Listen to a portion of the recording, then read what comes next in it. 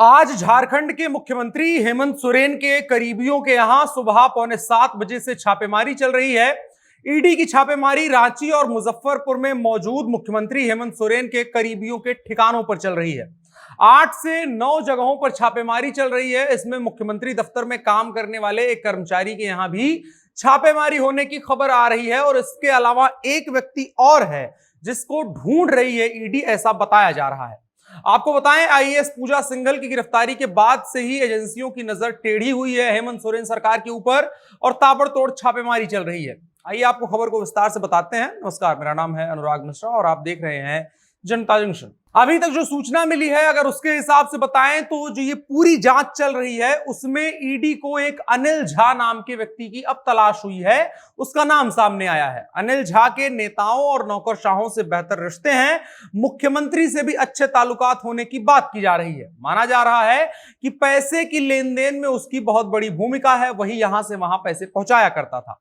ED इसकी तस्दीक करना चाहती है कि पूजा सिंघल प्रकरण में ये जो नया कैरेक्टर है ये क्या है और क्या काम किया करता था। मुजफ्फरपुर के मिठनापुर में पूजा सिंघल के पति अभिषेक झा के पिता कामेश्वर झा के मकान पर भी छापेमारी चल रही है। कामेश्वर झा मुजफ्फरपुर में बिहार प्रशासनिक सेवा के पदाधिकारी के तौर पर काफी समय पर कार्यरत रहे थे। झारखंड बंटवारा जब हुआ तो उसके बाद वो झारखंड चले गए और रांची के साथ दुमका के इलाके में सक्रिय रहे। और अब माना जा रहा है कि अनिल झा अभिषेक के पिता का अभिषेक यानी कि जो अभिषेक जो आईएएस पूजा सिंघल के पति है, अभिषेक झा के पिता कामेश्वर झा का आदमी है।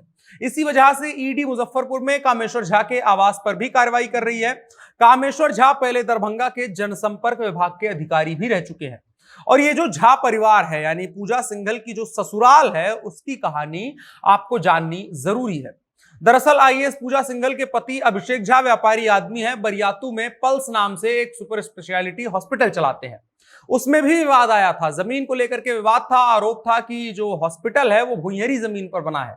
भुइयरी ऐसी जमीन है जिसकी खरीद बिक्री नहीं हो सकती है, किसी भी रसीद में किसी भी तरीके का पट्टा उसका नहीं कट सकता है। आरोप था कि यह जमीन पर अवैध रूप से अस्पताल बनाया गया है। मुख्यमंत्री हेमंत सोरेन तक शिकायत पहुंचती है। मुख्यमंत्री हेमंत सोरेन खुद इस बात का संज्ञान लेते हैं और फरवरी 2020 में इस मामले की जांच का आदेश देते हैं। मुख्यमंत्री ने खुद इस मामले में रांची के उपायुक्त को ट्वीट करके इस बात पर कार्रवाई करने के लिए कहा था। जांच का क्या हुआ आज तक किसी को नहीं पता। पल्स हॉस्पिटल की बिल्डिंग पर कोई रेफ नहीं आया, बल्कि उसकी बिल्डिंग हर साल और ऊंची होती चली गई।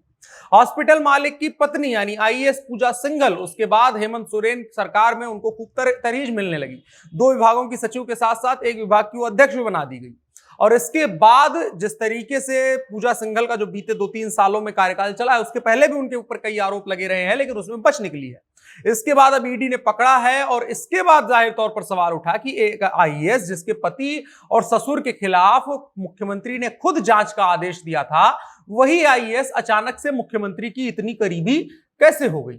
इन्हीं तमाम सवालों के मद्देनजर ईडी की जांच चल रही है और जिस व्यक्ति की तलाश है उसको भी ढूंढा जा रहा है और कहा जा रहा है उस तलाश के जरिए मुख्यमंत्री हेमंत सोरेन के जो करीबी हैं उनको भी टटोलने की कोशिश की जा रही है कि क्या कहीं से और सुराग निकल करके आएगा।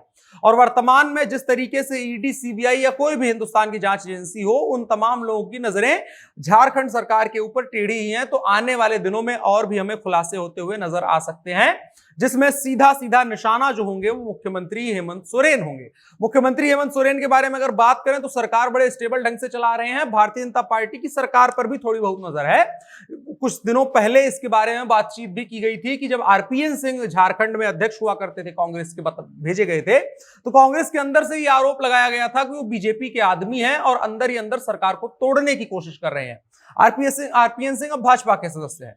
तो ये तमाम बातें भी हैं और दूसरी तरफ ईडी और सीबीआई की कार्रवाई तो चल ही रही है। देखने वाली बात होगी इसमें क्या अपडेट आता है, उस पर भी हम आपको अपडेट करते रहेंगे। फिलहाल के लिए इतना ही। वीडियो को साझा करिएगा। मेरा नाम अनुराग मिश्रा है, आप जनता जंक्शन देख रहे थे। कैमरे पर मेरे साथ मोहित कुमार सिंह थे। शुक्रिया।